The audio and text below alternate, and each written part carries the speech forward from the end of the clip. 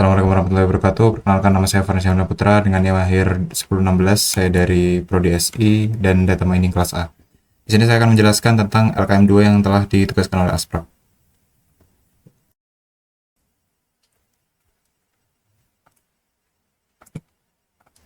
Oke, langsung saja di sini dari nomor 1. Jadi kita disuruh buat plot visualisasi dengan 2 garis dalam satu gambar. Jadi array satunya ini, X satunya ini yang depan, Y satunya yang belakang. Terus dari array 2, X2-nya yang depan, Y2-nya yang belakang. Terus kalau yang pertama ini ada ketentuannya warna merah, garis putus-putus ketebalan 3, dan titik koordinatnya punya marker diamond, dan warna tepi hitam dan warna isi oranye berukuran 10. Kalau yang kedua ini garis yang warna biru, titik-titik ketebalannya 2, dan tiap koordinat punya segitiga ke atas dengan warna isi hijau berukuran 12. Jadi langsung aja di codingnya.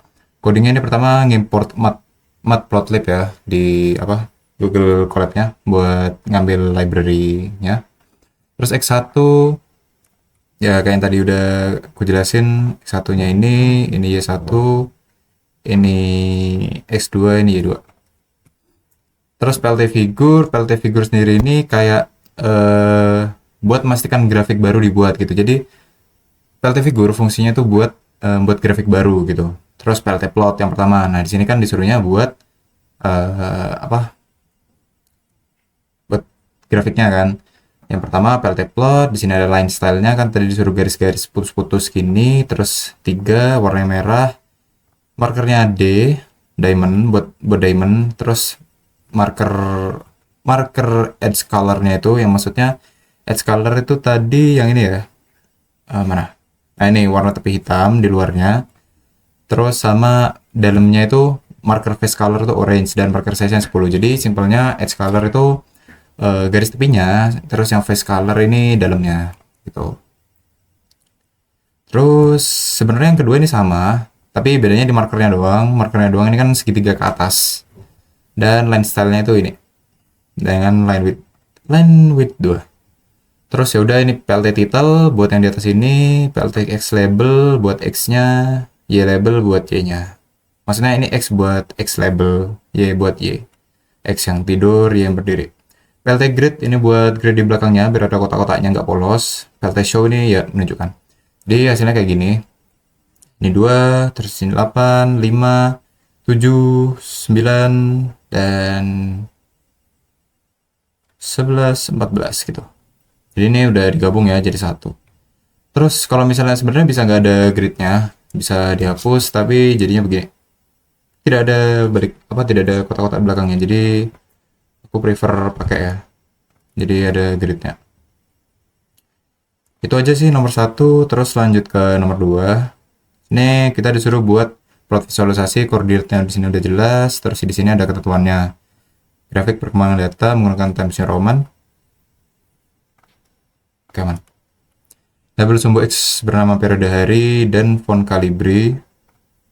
Terus di sini nilai pengukuran juga Calibri 12 kuning, ya ini merah tua.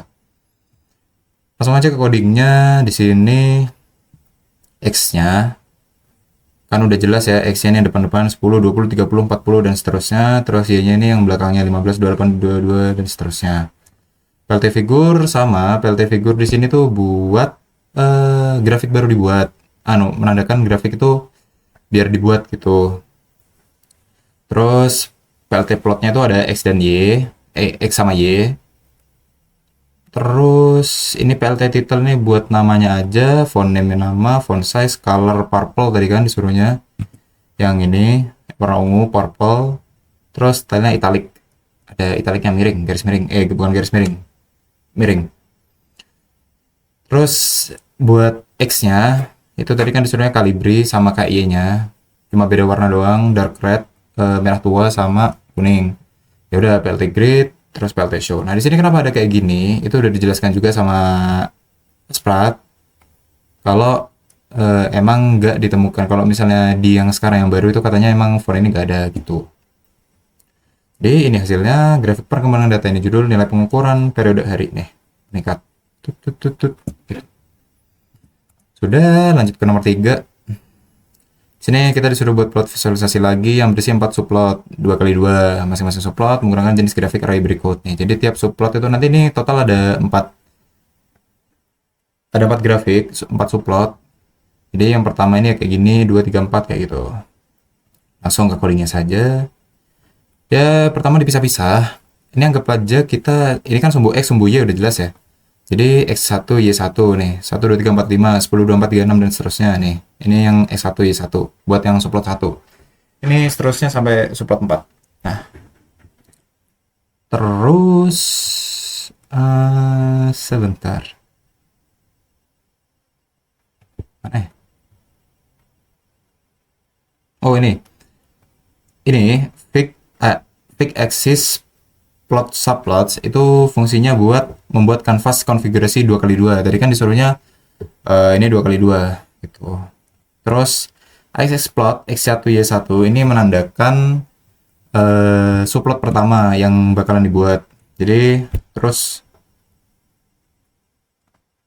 subplot 2, 3 dan 4 itu sama juga gitu. Nah, tinggal ditambahin aja ketentuannya. Misal kayak tadi. Nih, di subplot 2 ini kan subplot 1 kan garis biasa ya, udah biasa. Jadi cuma X1 Y1. Tapi kalau misalnya di 2 ini kan ada marker bintang. Makanya di Y2, marker bintang gitu. Atau di nomor 3 ini garis putus-putus merah. Jadi ya udah tandain gini strip-strip. Ini line style, strip-strip, color red, kan disuruh merah, dan terakhir 4, line width-nya 4 gitu. Jadi hasilnya kayak gini. Subplot satunya kayak gini, subplot 2, 3, 4. Sudah sesuai sama yang disuruh. Terus lanjut ke nomor 4. Bentar. Mana? Oh, ini. Sini kita disuruh buat visualisasi scatter plot dengan 3 kelompok. Di sini ada A, B, C. Udah jelas juga sumbu XY-nya, ketentuannya juga warnanya udah jelas, ukuran titik udah jelas, transparansinya udah jelas. Terus disuruh juga nambahkan judul, namanya perbandingan 3 kelompok data. Nah, langsung ke codingnya aja, di sini aja enak. Pertama import XA, YA. Ini sebenarnya dinamainya bebas ya. Pokok ada, ini kan disuruhnya A. Kelompok A, X gitu ya. Gak apa-apa sebenarnya. XA, X underscore A, XTTA. XTTA. Saya kurang tahu ya kalau itu. X underscore A, setahu saya itu masih bisa. Tapi di sini saya pakai XA, YA gitu. Jadi menandakan ini sumbu XY untuk yang kelompok A. Ini B untuk kelompok B, C untuk kelompok C. Udah sesuai, XY-nya udah dipisah juga. Terus di sini ketentuannya PLT scatter. Ini udah tinggal manggil ya. Jadi di sini kita PLT scatter. Sebentar, mana ya?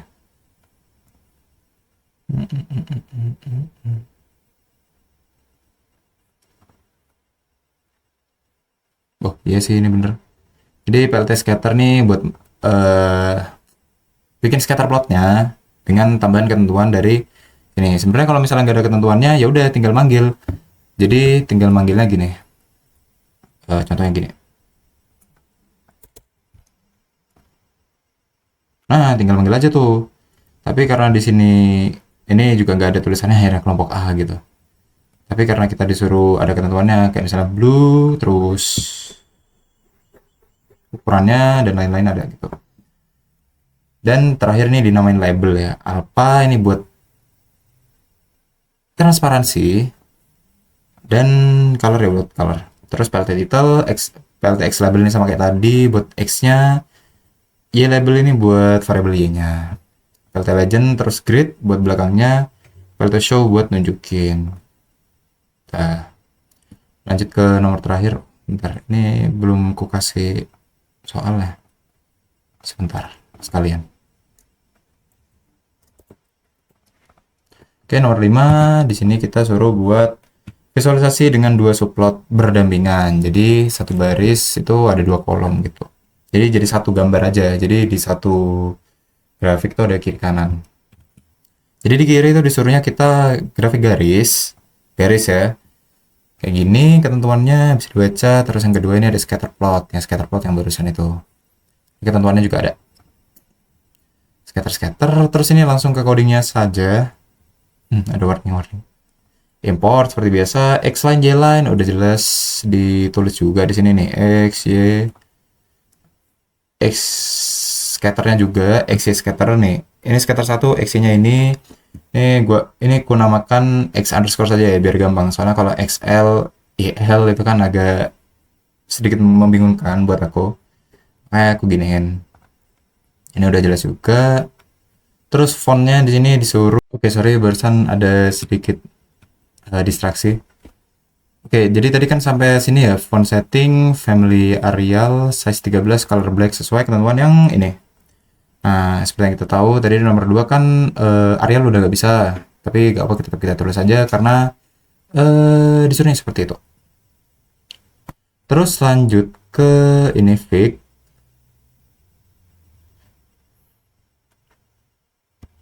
Jadi fig fungsinya ini buat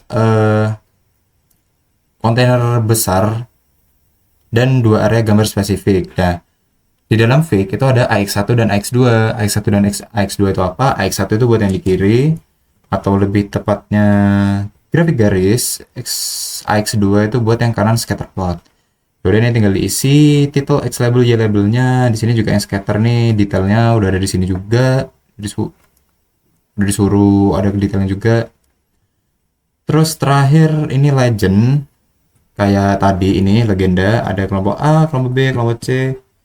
Gitu. Terus tag like layout ini buat layoutnya, dan PLT show buat nunjukin. Di sini nggak pakai grid karena tadi udah di per masing-masing AX-nya. Karena kalau misalnya satu-satu langsung kayak di nomor 2 ini nggak bisa. Ini tapi saya lupa pakai. Tapi emang nggak pakai sih saya karena biar kelihatan lebih bersih aja sih. Jadi yang nomor 5 tuh udah show terus kayak gini hasilnya. Ini buat yang di kiri udah sesuai ini. Ini 0246810. Terus yang ini 37511, 37511 dan seterusnya. Buat di kanan juga udah sama. 2468 sama 9511 nih. 2468 gitu. Oke, lanjut ke hasil dan analisis data. Jadi di sini simpelnya kayak penjelasannya dari yang tadi sudah dikerjakan sih. Kayak nomor 1 di sini membahas tentang matplotlib itu yang dibuat untuk jadi kayak grafik biasa ya. Ini lebih tepatnya visualisasi 2 array sih, tapi ini masih memakai garis biasa. Terus secara keseluruhan, jadi plot itu tuh bukan cuma gambar, tapi cara menceritakan perilaku dua kumpulan data dalam satu ruang visual yang sama. Terus buat yang kedua ini menggambarkan grafik, tapi juga mengontrol aspek estetika dan tipografi visualisasi data. Nah, tadi kan di yang nomor 2 ini kita disuruh kayak ngedit font size, font name, color, label gitu. Itu jadi kayak fungsi estetika dan tambahan informasi sih menurutku. Dan apa ya, mata pembaca itu biar langsung ketarik ke judul gitu kan, ada judulnya juga, itu ada title-nya. Jadi dari sisi data, pola naik turun yang terlihat sebenarnya menggambarkan fluktuasi yang cukup realistis, gak monoton, grafiknya lebih hidup dan informatif gitu buat penjelasannya. Terus kalau yang ketiga ini tadi disuruh bikin grid 2x2, jadi informasinya bisa dilihat sekali dalam satu pandangan. Sini kan juga ada 4 subplot tadi, per subplotnya juga udah gue jelasin. Di sini ada title-nya, di sini ada YX, terus di sini per grafik itu gambarnya beda-beda. Jadi biar pembaca itu bisa bacanya enak lah dan tahu ini beda gitu sih. Ya ada stylingnya juga, kayak misalnya line style, marker, line width, terus visualnya biar beda-beda gitu aja sih. Biar enak dibaca juga sama pembaca. Terus yang keempat ada di sini kan ya tetap sama, mengimpor pustaka matplotlib. Sini koordinat x-nya itu dipisah ke dalam list berbeda buat memetakan posisi setiap titik pada bintang Cartesius sesuai akurat. Sini yang tadi kita itu disuruh 3 kelompok ya, ada kelompok A, B, C ini. Di sini juga ada title, di sini variabel Y, X, grid, grafik, dan ada legendanya buat lebih informatif. Kira-kira biru itu apa, hijau itu apa. Dan bukan kebetulan, dan sengaja saya taruh di pojok kiri bawah untuk legendanya karena agar tidak terlalu mengganggu. Sebenarnya karena sebenarnya bisa di atas tapi takutnya mengganggu aja karena di sini ada. Tapi di sini di pojok kiri ini nggak ada yang di sana, makanya saya pakai di sana. Terus yang terakhir ini eh, subplot untuk menghasilkan satu baris dan dua kolom. Jadi kan di satu baris itu ada dua kolom, ada yang kiri kanan itu tadi. Jadi subplot bagian kirinya itu apa, kanan itu apa gitu. Memproses data dari waktu menerapkan estetika, balik lagi estetika dan informatif seperti itu. Lalu di sini kan ada fitur A, fitur B gitu. Salah satu aspeknya itu krusial untuk pengerjaan ini tentang penerapan standarisasi tipografi dan secara keseluruhan integrasi antara pemetaan dan data yang akurat dengan peraturan tata letak otomatis melalui perintah tight layout yang tadi di terakhir tight layout. Jadi memastikan bahwa elemennya grafis itu seperti label sumbu itu nggak saling nindih, nggak saling timpa menimpa. Itu sih itu jadi fungsinya apa tight layout itu buat biar nggak ketimpa-timpa. Jadi kesimpulannya adalah keseluruhan implementasi visualisasi data menggunakan pustaka Matplotlib ini menegaskan bahwa penyajian data numerik bukan sekedar memetakan koordinat pada sumbu kartesius, melainkan sebuah upaya sistematis untuk mengontrol hierarki visual, estetika, dan kejelasan informasi melalui manipulasi parameter teknis yang mendalam.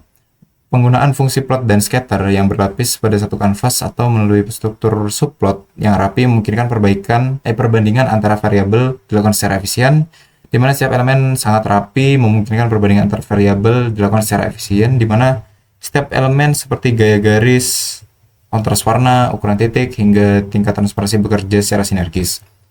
Ya, jadi pada intinya itu sebenarnya tujuannya ini biar kita mengklasifikasikan lah, kayak merapihkan sebuah data yang aslinya cuma X, Y gitu. Karena kalau orang awam umumnya tuh susah yang baca kayak, oh sumbu X, sumbu Y, ini di mana ya kira-kira sumbunya, nah gitu. Jadi sini kita memvisualisasikannya seperti apa gitu. Terus ditambah juga ada estetikanya. Jadi estetikanya itu kayak ya pengubahan font, pengubahan color, ukuran, dan lain-lain seperti itu. Jadi mungkin itu saja dari saya, kurang lebihnya mohon maaf. Wassalamualaikum warahmatullahi wabarakatuh.